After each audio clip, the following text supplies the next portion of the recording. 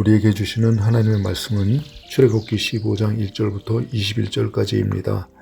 이때 모세와 이스라엘 자손이 이 노래로 여호와께 노래하니 일러스되 내가 여호와를 찬송하리니 그는 높고 영화로우시며 말과 그 탄자를 바다에 던지셨음이로다. 여호와는 나의 힘이요 노래시며 나의 구원이시로다. 그는 나의 하나님이시니 내가 그를 찬송할 것이요 내 아버지의 하나님이시니 내가 그를 높이리로다. 여호와는 용사시니 여호와는 그의 이름이시로다. 그가 바로의 병거와 그의 군대를 바다에 던지시니 최고의 지휘관들이 홍해에 잠겼고 깊은 물이 그들을 덮으니 그들이 돌처럼 깊음 속에 가라앉았도다. 여호와여 주의 오른손이 권능으로 영광을 나타내시니이다. 여호와여 주의 오른손이 원수를 부수시니이다. 주께서 주의 큰 위엄으로 주를 거스르는 자를 엎으시니이다. 주께서 진노를 바라시니 그 진노가 그들을 지푸라기같이 사르니이다. 주의 콧김에 물이 쌓이되 파도가 언덕같이 일어서고 큰 물이 바다 가운데 엉기니이다. 원수가 말하기를 내가 뒤쫓아 따라잡아 탈취물을 나누리라. 내가 그들로 말미암아 내 욕망을 채우리라. 내가 내 칼을 빼리니 내 손이 그들을 멸하리라 하였으나 주께서 바람을 일으키심에 바다가 그들을 덮으니 그들이 거센 물에 납같이 잠겼나이다. 여호와여 신중에 주와 같은 자가 누구니이까? 주와 같이 거룩함으로 영광스러우며 찬송할 만한 위엄이 있으며 기이한 일을 행하는 자가 누구니이까? 주께서 오른손을 드신즉 땅이 그들을 삼켰나이다. 주의 인자하심으로 주께서 구속하신 백성을 인도하시되 주의 힘으로 그들을 주의 거룩한 처소에 들어가게 하시나이다. 여러 나라가 듣고 떨며 블레셋 주민이 두려움에 잡히며 에돔 두령들이 놀라고 모압 영웅이 떨림에 잡히며 가나안 주민이 다 낙담하나이다. 놀람과 두려움이 그들에게 임함에 주의 팔이 크므로 그들이 돌같이 침묵하였사오니 여호와여 주의 백성이 통과하기까지 곧 주께서 사신 백성이 통과하기까지였나이다. 주께서 백성을 인도하사 그들을 주의 기업의 산에 심으시리이다. 여호와여 이는 주의 처소로 삼으시려고 예비하신 것이라. 주여 이것이 주의 손으로 세우신 성소로소이다. 여호와께서 영원무궁하도록 다스리시도다 하였더라. 바로의 말과 병과 마병이 함께 바다에 들어가매 여호와께서 바닷물을 그들 위에 되돌려 흐르게 하셨으나 이스라엘 자손은 바다 가운데서 마른 땅으로 지나간지라. 아론의 의 선지자 미리암이 손에 소고를 잡음에 모든 여인도 그를 따라 나오며 소고를 잡고 춤추니 미리암이 그들에게 화답하여 이르되 너희는 여호와를 찬송하라. 그는 높고 영화로우시며 말과 그 탄자를 바다에 던지셨음이로다 하였더라. 아멘.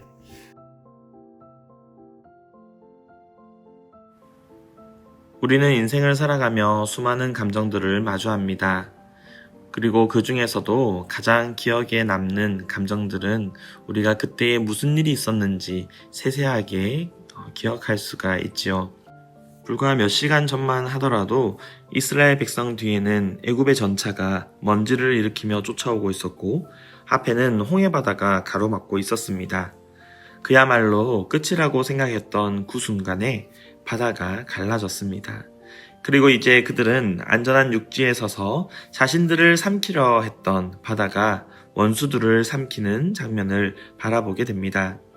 오늘 본문 15장은 그때의 그 벅찬 감격이 노래가 되어 터져나오는 장면입니다. 하나님의 위대하심 앞에 압도당한 영혼의 고백으로 하나님께 다시 감사의 찬양을 올려드리는 것이죠. 오늘 우리 삶에도 이런 터져나오는 찬양이 회복되기를 소망합니다. 앞서 출애굽기 14장이 구원의 사건을 다룬다면 15장은 그 구원에 대한 반응을 다룹니다. 성경은 단순히 이스라엘 백성들이 탈출했다라는 사실에 주목하지 않습니다. 하나님께서 왜 그들을 구원하셨는가, 그 목적지가 어디인가를 분명히 하고 있습니다. 하나님께서는 자기 백성을 구원하셔서 자기 백성과 함께 거하시며 그들을 하나님의 백성답게 세우시는 분입니다. 첫째로 하나님은 자기 백성을 구원하셔서 하나님만 찬양하게 하십니다. 이 모세의 노래라고 불리는 이 찬양이 처음 시작하는 부분이 무엇입니까? 바로 내가 여호와를 찬송하리니 라고 시작합니다. 우리가 살았다, 우리가 이겼다 라고 시작하는 것이 아니라 여호와 하나님을 찬양한다 라는 말로 먼저 시작을 합니다. 왜냐하면 홍해 사건의 진정한 주인공이 이스라엘 백성들이 아니라 하나님이시기 때문입니다. 이스라엘은 그들과 싸우지 않았습니다. 칼을 든 것도 아니고 전략을 세운 것도 아니었습니다. 오히려 쫓아오는 애굽의 군대들을 두려워하고 하나님을 원망하고 무서워했을 뿐입니다. 그런데 하나님께서 직접 바다를 가르시고 길을 내시며 애굽의 병거를 무너뜨리셨습니다. 그러므로 이 노래는 사람의 승리가 아닌 하나님의 승리를 선포하며 찬양하는 노래입니다. 3절에 용사라는 말이 등장합니다. 누구를 가리켜 용사라고 하고 있습니까? 바로 여호와 하나님을 가리켜 용사라 합니다. 이스라엘 백성들을 뒤쫓아오던 애굽의 병거는 당시 세계 최강의 군대였습니다. 그 엄청난 군대를 단 한 분의 용사 여호와 하나님께서 모조리 쓰러뜨려 주셨습니다. 9절에서 이스라엘 백성들을 뒤쫓아오던 애굽은 교만하게 말합니다. 내가 뒤쫓아 따라잡아 탈취물을 나누리라. 그러나 여호와 하나님께서 바람을 일으키셔서 바다가 그들을 덮치니 그들은 모조리 무너지고 말았습니다. 인간의 교만은 아무리 높다 하더라도 하나님의 숨결 한 번이면 무너지게 됩니다. 우리도 자꾸 내 경험과 내 실력, 내 계산을 붙들고 살아갑니다. 그러나 하나님께서는 때때로 우리를 홍해 앞에 세우십니다. 그 이유는 분명합니다. 내 힘이 아니라 내가 너를 살렸다라는 그 고백으로 이어지게 하는 것이죠. 성도는 결국 이 고백으로 하나님께 나아갑니다. 하나님, 내 삶에 이루어진 모든 것은 하나님께서 하셨습니다. 여러분의 삶 가운데 정말로 그러한 고백이 있기를 간절히 바랍니다. 하나님께서 우리의 삶의 모든 것을 나에게 주셨고 하나님께서 모든 것을 이루시며 내게 주신 것입니다. 하나님 참 감사합니다 라는 고백으로 하나님께 감사의 기도를 올려드리는 저와 여러분의 이 하루가 되기를 바랍니다. 둘째로 하나님은 구원하신 백성을 자신의 거룩한 처소로 인도하십니다. 13절은 이렇게 말합니다. 주께서 그 구속하신 백성을 인도하시되 주의 힘으로 그들을 주의 거룩한 처소에 들어가게 하시나이다. 하나님께서는 왜 이스라엘 백성들을 구원하셨습니까? 단지 애굽의 노예 생활에서 살려내기 위해서가 아닙니다. 바로 하나님과 함께 살게 하시기 위해서입니다. 오늘 읽은 본문은 반복해서 같은 방향을 가리킵니다. 거룩한 처소, 주의 기업의 산, 성소, 홍해 사건 이후 하나님의 시선은 이미 성막을 향해서 있습니다. 출애굽기의 전체 흐름이 이것을 잘 보여줍니다. 애굽을 탈출해서 홍해를 통과하여 광야와 시내산을 거쳐서 성막으로 나아가는 것입니다. 출애굽의 여정은 단순한 탈출이 아닙니다. 마지막 목적지인 하나님께서 계시는 곳으로 그 목적지가 정해져 있습니다. 하나님은 내가 너희를 살려냈다 해서 끝내지 않으시고 내가 너희 가운데 거하겠다로 나아가십니다. 이것이 출애굽기의 핵심입니다. 신약은 이 진리를 더욱 놀라운 방식으로 선언합니다. 우리가 하나님의 성전인 것과 하나님의 성령이 너희 안에 거하시는 것을 알지 못하느냐라고 고린도전서에서 말합니다. 구약의 성막이 돌과 나무로 세워졌다면 신약의 성전은 바로 우리 자신입니다.